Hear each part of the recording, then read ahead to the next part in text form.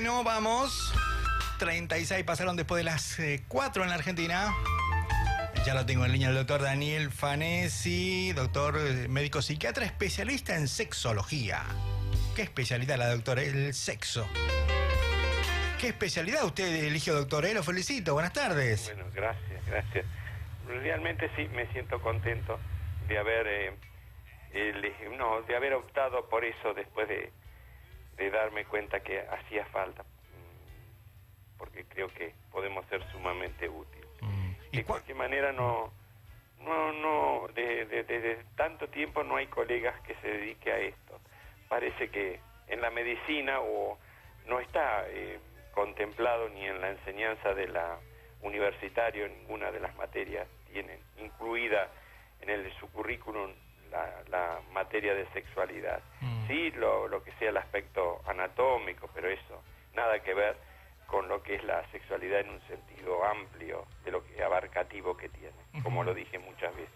¿Qué piensa, doctor? Le pregunto acerca de la ESI, la educación sexual integral en las escuelas. ¿Ha tenido llegada a los formatos, a lo que se enseña en las escuelas? ¿Qué piensa de esto? Que es buena la idea, pero que todavía no ha tenido una repercusión muy profunda en la gente, en el alumnado.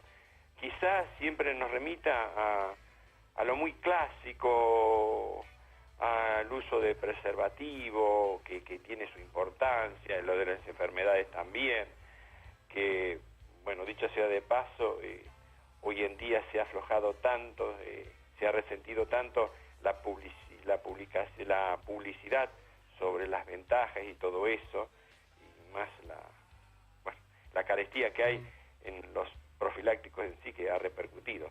Pero vamos a la pregunta básica. No hay personas muy dispuestas a enseñar con profundidad el tema y con soltura. Tenemos muchas ataduras de parte de los que están a cargo, y también las limitaciones que tienen la misma sociedad también, que un poco no se puede tener una conversación muy elevada, porque a veces en algunas situaciones son cuestionados. Hoy en día, lamentablemente, la enseñanza es muy cuestionada por los padres, y los maestros no tienen mucha libertad para enseñar. Para enseñar, y menos una materia que tiene tantos tabúes, como lo hemos hablado tantas veces, y que por ahí tiene ciertas restricciones. Entonces, doctor, le pregunto, una persona que llega a su consultorio, conforme a lo que usted dice, llega con un poco de, entre comillas, enseñanza o conocimientos de la vida, un poco de la familia y un poco, en el caso de los más chicos, de la escuela. ¿Es una mezcla de enseñanzas? Cuando llegan al consultorio, y antes de llegar al consultorio, porque es un camino medio largo para llegar al consultorio, y eso me lo testimonian los pacientes una vez que está concluida la visita, y me dicen, no, yo la verdad que llamé por teléfono muchas veces, que me costó venir acá porque me da vergüenza, pero no solamente la gente grande, sino la gente joven. Se vive, en el caso de los varones y las mujeres, pero se vive con mucha inhibición, con mucho, como que es algo que le ocurre a ellos y no a los otros. Y esto está porque en los varones no se es sincero, y es muy raro que el varón con un amigo, salvo en algunas excepciones, comparta su problema de igual a igual. Y también es muy raro que en la consulta con los médicos clínicos, los médicos generalistas, comenten su problemática sexual, y lamentablemente, más aún, es preocupante que cuando hacen consultas con psicólogos y o psiquiatras, el tema se soslaye, dando jerarquía a otras situaciones que por ahí es importante, porque todo lo emocional repercute en la parte sexual. pero de ahí que en la primera consulta, en la primera consulta aquí, específicamente en lo sexual, es muy tensa de parte del paciente. Por supuesto, está en mí desencontracturar toda esta situación, en hacerlo más naturalizado, más como que dentro de lo anormal, normal que exista un problema sexológico, desde el plano físico, desde el plano psicológico, desde el plano mental. Doctor, pero sí. cuesta. Y esto tiene que ver también con lo que me hiciste la pregunta, que haría falta una educación sexual profunda, integral. De por sí, ya en el nivel inicial se hace, en el primario también, en el secundario también. Pero después, bueno, eso se deja de lado ya en el terciario, en el universitario casi ya no existe eso. Y en la sexualidad se cree que está todo sabido, porque nos manejamos solamente por la parte como instintiva, y no, es un continuo aprendizaje. Un aprendizaje no solamente en la lectura o acceso a la lectura que podamos tener, y un aprendizaje también dinámico, porque no es lo mismo el comportamiento del sexo en el joven, que puede tener o no dificultad, pero después ese joven se tropieza con dificultades en las relaciones de pareja, y ahí aparecen los síntomas y no lo pueden resolver. Doctor, a propósito de los jóvenes, que ahora dice, acá tengo una pregunta que me hace un padre, que tiene que ver, para el padre saber y para el chico también saber, ¿a qué edad es lo ideal para comenzar a tener relaciones sexuales? ¿Hay una edad básica, no digo específica o puntual, pero una etapa en particular, no sé, entre los 16, 17, parece hoy que empiezan mucho más antes los chicos, pero tal vez no estén preparados, ¿no?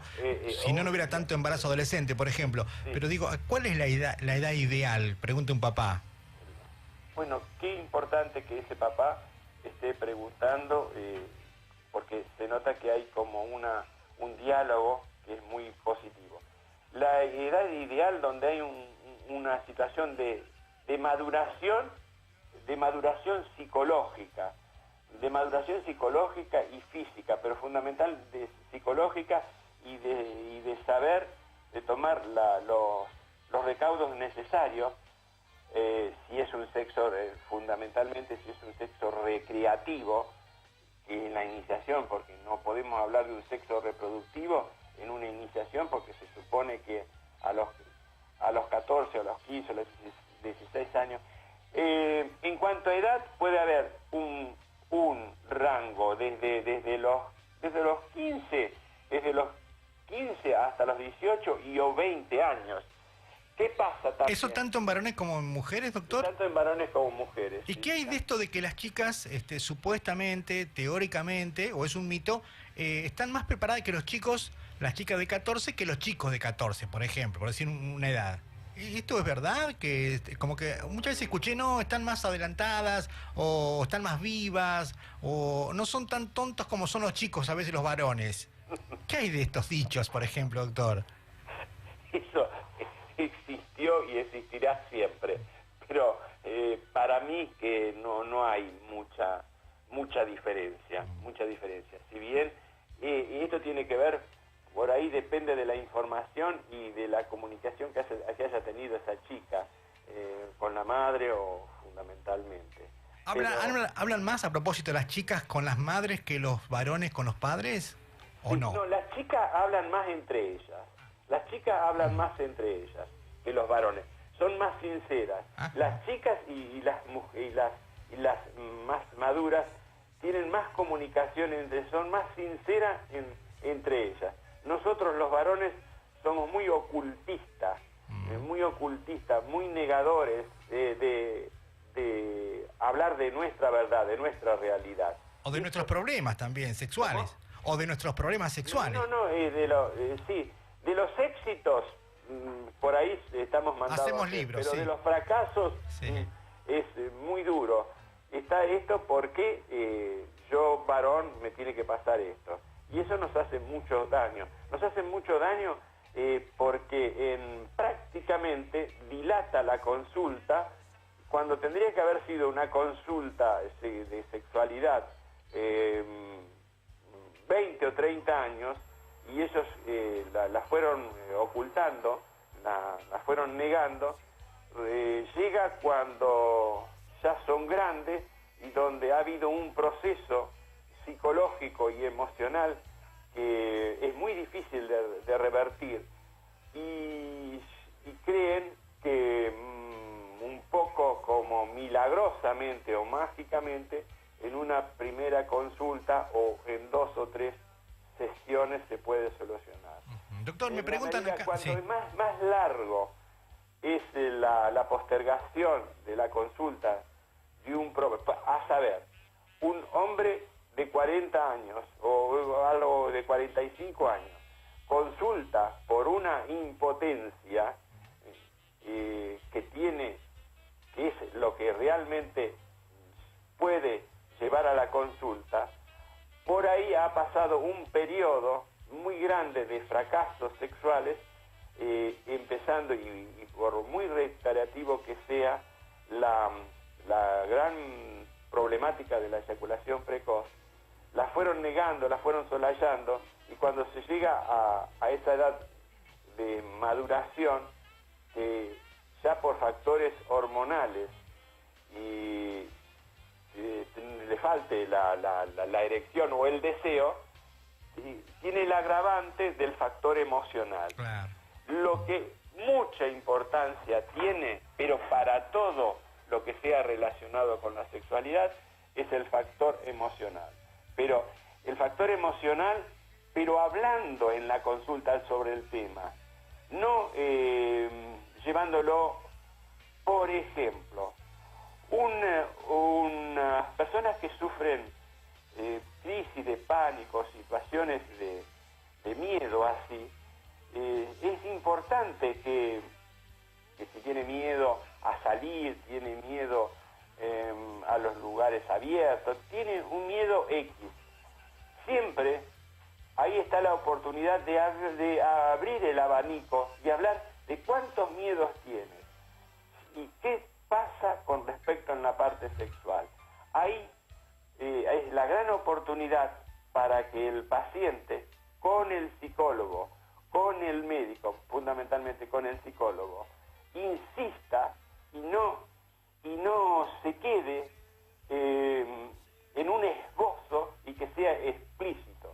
Y si no es explícito, y si es explícito, y el psicólogo, no es una crítica, pero eso también es una invitación a que los psicólogos ayuden a los pacientes en ese sentido también, para que por ahí evitar la consulta sexológica, porque podrían hacerlo. Sí, sí. Doctor, sabe que tengo 2 preguntas ya, sí, porque quiero que también pueda contestar a estas preguntas que la gente ha dejado. Uno tiene que ver un poco más, no sé si risueña, un poco más de la actualidad, que tiene que ver con los juguetes sexuales. Esto de que no saben si comprar, para qué sirven, si realmente ayudan a la pareja o no. Hay gente que es sola y bueno, pregunta también. Y el otro es que tiene que ver con el sexo virtual. Este tipo de expresiones sexuales o de cariño, uno dice cariño entre comillas, que tienen de expresarse a través de una computadora o a través de lo virtual, puede ser de un teléfono y demás. ¿Qué concepto tiene acerca de esto, del sexo virtual y de los temas de los juguetes sexuales?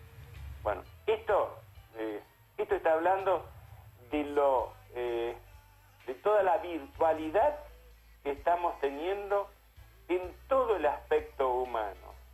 El podernos animar a través de la virtualidad y esto nos está encapsulando, nos está replegando en un cuarto o en un rincón a través de un aparato, ya sea con la computadora, ya sea con el teléfono celular, todo lo que sea virtualidad. Y nos está aislando lo que es tan lindo, es la comunicación, el contacto, la mirada, el mano a mano, el contacto físico a través de la palabra, el de la mirada, del oír, del tocarnos, y esto llevado a los juguetes, estamos robotizando la sexualidad.